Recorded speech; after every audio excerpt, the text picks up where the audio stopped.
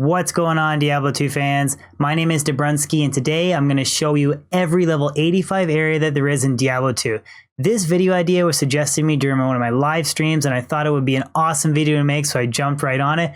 I'm going to cover why level 85 areas is so important to begin with, and then go over the pros and cons of each level 85 area that I've listed in this video. So guys, I really hope you enjoy this one, but let's jump in.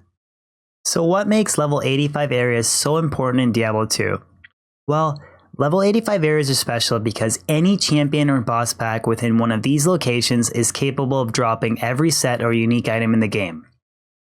As a general rule of thumb, a regular monster in Diablo 2 must have the same monster level as the quality level of a particular item in order for it to roll set or unique.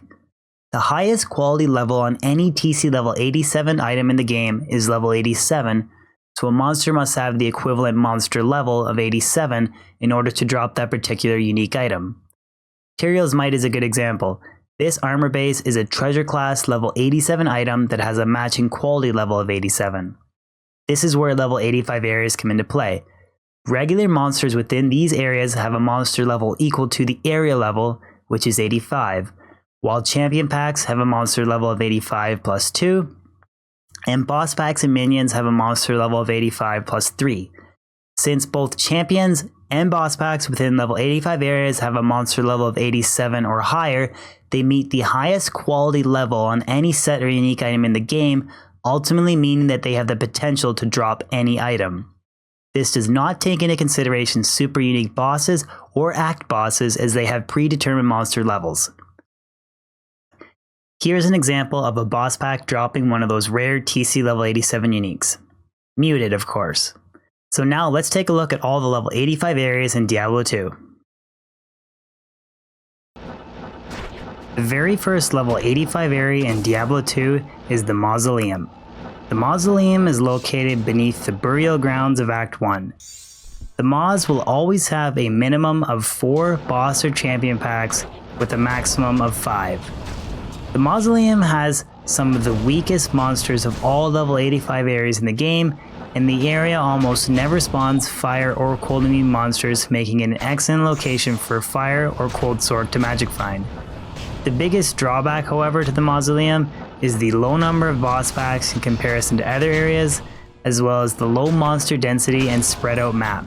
It is, however, a viable area to MF if you want to change up your routine a little bit.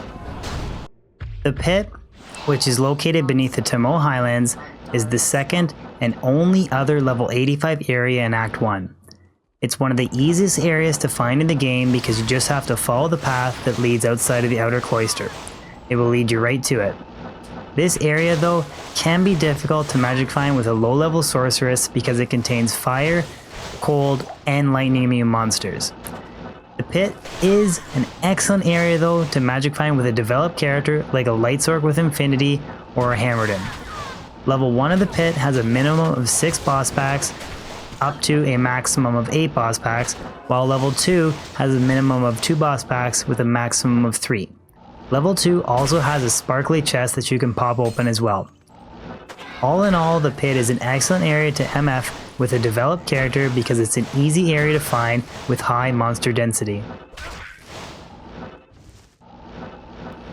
There are 2 level 85 areas in Act 2. One of them is amazing and the other not so much. The first area is level 3 of the Maggot Lair.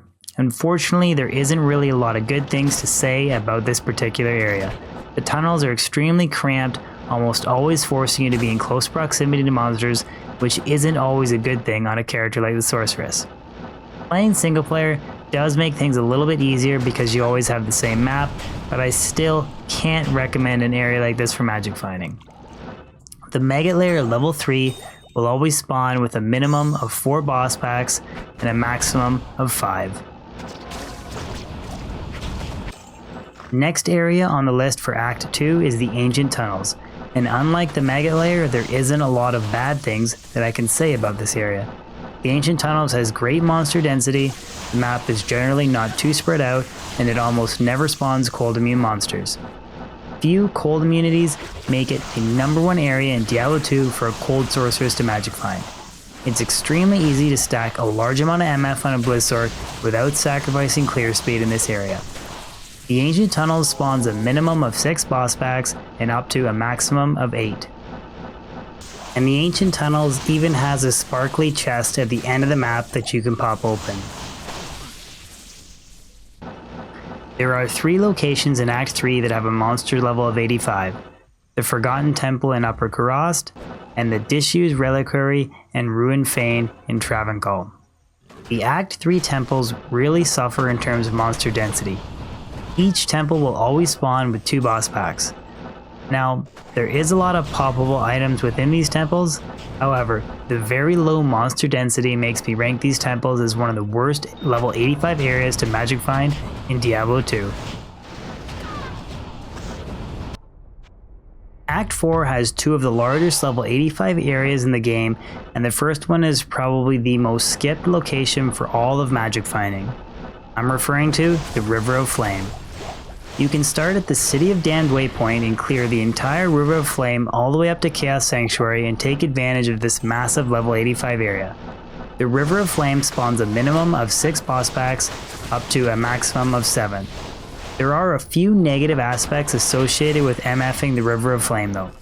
First is that the map is pretty spread out and takes a while to cover, and 2, the small minions like the Maggot Young and the Little Grotesques do not drop any items, so you should not waste any time killing them if you plan on magic finding these areas.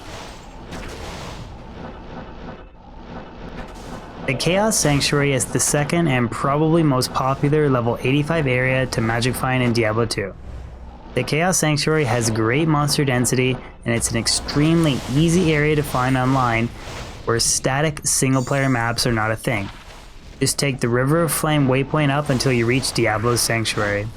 It's kind of ironic that champions and boss packs within the Chaos Sanctuary have the potential to drop every item in the game, while the 3 seal bosses, Lord Desace, Infector of Souls, Grand Vizier, and Diablo himself are not capable of dropping TC level 87 items.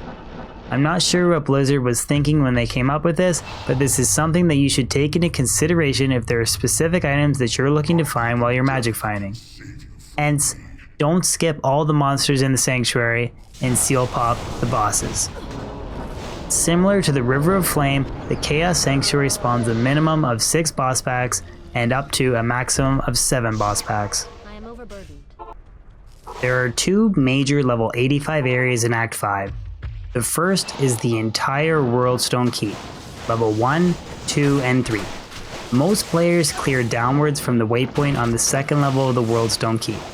It takes less time to start on level 2 than it does to find your way to level 1 through the Ancient's Way. This is especially true on Battle.net when players don't have the luxury of the same map that single players do. This area has excellent monster density and spawns a minimum of 6 boss packs with a maximum of up to 8. However, the Worldstone Keep is not an area that you want to MF with a weaker character. It is home to some of the toughest monsters in Diablo 2, including the dreaded Burning Souls. The last area on this list is the Throne Room. The Throne Room is similar to the Worldstone Keep. It has good monster density while being home to some monsters that pack a really hard punch. 2 monsters that come to mind, Souls and Dolls. The Throne Room always has a minimum of 4 boss packs and up to a maximum of 5. All of the Bale waves also have the potential to drop every item in the game. Bale is also the cherry on top. While I haven't found anything godly from Bale, him and Neelathak are the only 2 endgame bosses in Diablo 2 that have the potential to drop every item. Okay guys, there you have it. That's every level 85 area in the game. I know there was a lot of information that I kind of crammed into sub 10 minutes on this video, but I do hope you guys enjoyed it. Maybe you learned something new, who knows.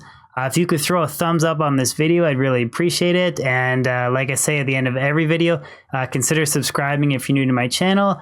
And I'll see you guys on my next YouTube video or my next YouTube stream. Thank you so much for the support though, guys. It really means a lot. And if you made it all the way to the end, make sure you check the description of the link. I have my Discord there. Make sure you guys join that. We have an awesome growing Diablo 2 community there. But that's it, guys. I hope you guys have a great weekend. and I'll see you later.